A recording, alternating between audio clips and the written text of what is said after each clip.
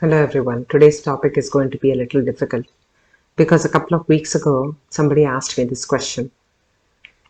Why should I believe in positivity? Why should I believe in the good of humanity? And why should I believe in God, universe, whatever you call it?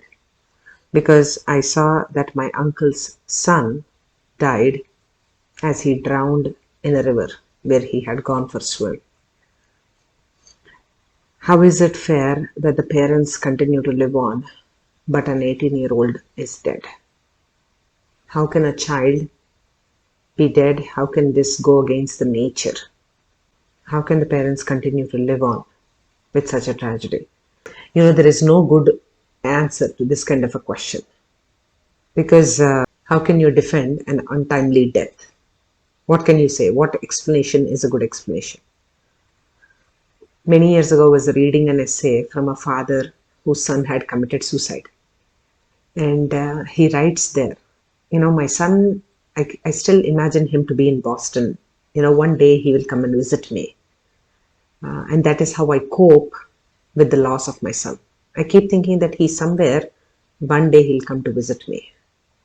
So a parent can never be able to live with the loss of a child.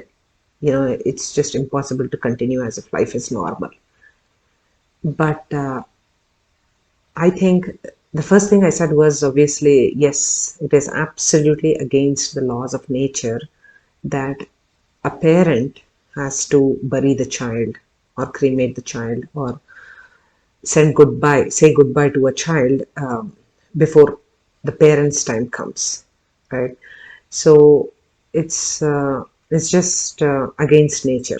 But it is important to understand that if the person was still alive and he was seeing what was happening to the parents or the siblings or the family that he has left behind, the person would not want them to suffer.